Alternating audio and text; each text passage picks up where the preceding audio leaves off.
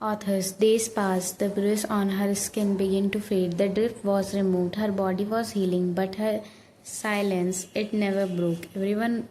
Every morning, Tiheng helped her sit up. He brought her fresh clothes, soft, clean clothes. She never asked, never said thank you, never refused, just stared ahead, silent like a ghost in her own body.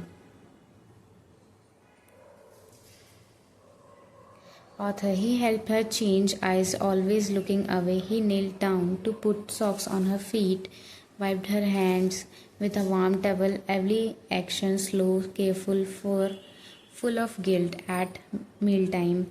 He sat beside her, cut the food into tiny pieces, held the spoon near her lips, waiting. Sometimes she ate, sometimes she turned her head. Not once did she speak.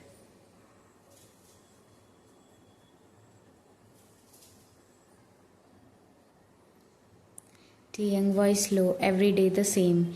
You don't have to talk. I just want to be here. Even if you never say a word to me again, I'll stay. Author. He talked like he was speaking to the wall.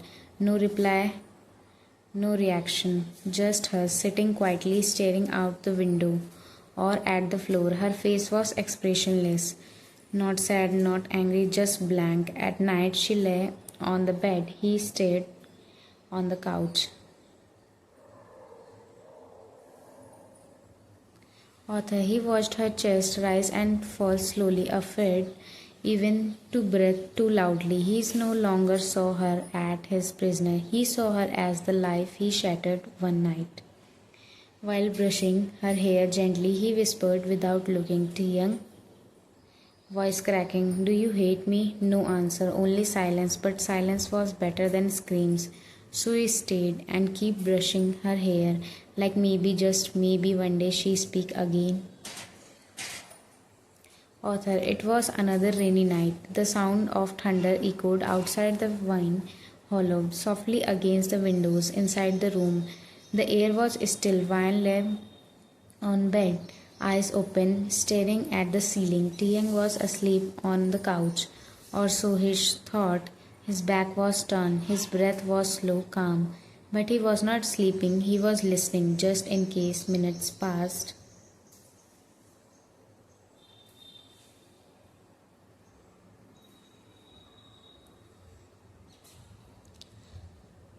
Author. The storm grew louder, and then a voice faint, softer, broken but real, Vine whispering into the darkness. Why didn't you believe me?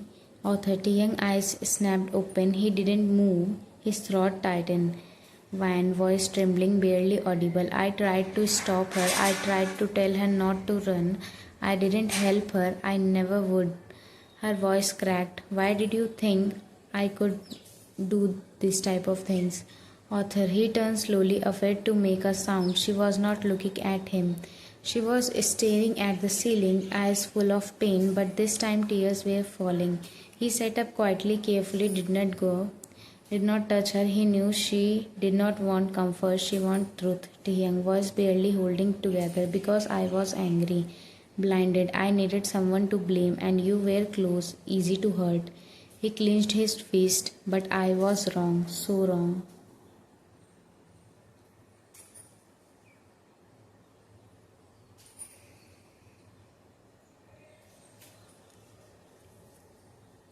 Author. Van didn't respond, but she closed her eyes, and for the first time she let the tears fall.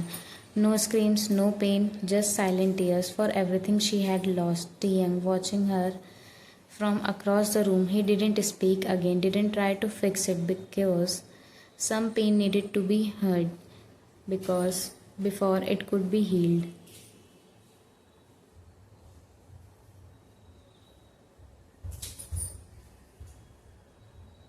Author. 6 months has passed, the bruise healed, the scars faded, but some pain doesn't leave so easily. Vine had grown stronger.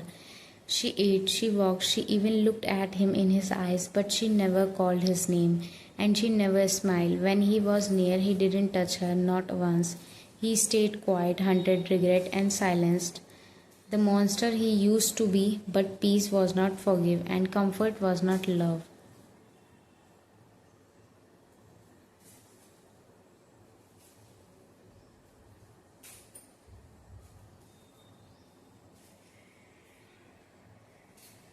Author. One morning the room was empty, so was the bed, the garden, the halls. She was gone. No goodbye, just a small envelope on the desk. Wine letter, voiceover. Young, I survived, but I won't stay. You broke something in me that can't be fixed. The kindness. This is not hate, it's healing.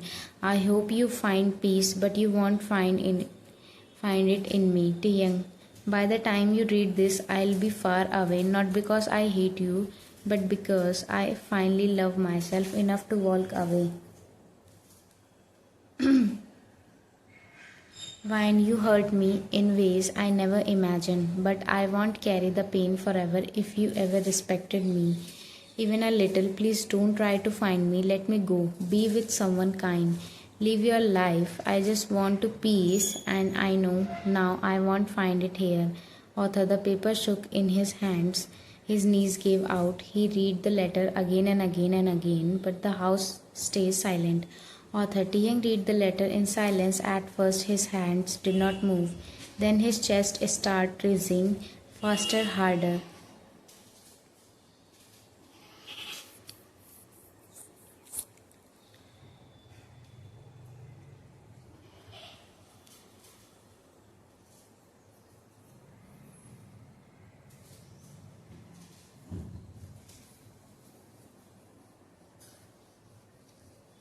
Author. His lips trembles, and before he could stop himself, a tear hit the paper, then another. Then he dropped to his knees, letter pressed to his chest like it was the only thing left of her. Tiang whispering broken. I'm sorry, I'm so sorry, Vian, but it was too late. She was gone, and this time she was not coming back.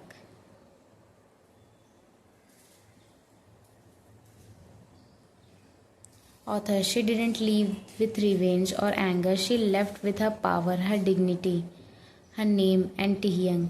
He stayed behind with the only thing he had left, regret. Not every story ends in love.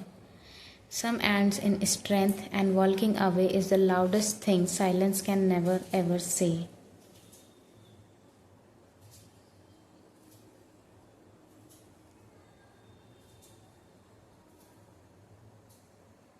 The end. Not every love story ends in love. Some ends in self-respect. Tell me in the comments, did Ryan do the right thing? Drop a heart if you felt this ending. And don't forget to subscribe and share because my next fanfiction series will feature Jungkook. Get ready. It's going to be even more darker. Bye-bye.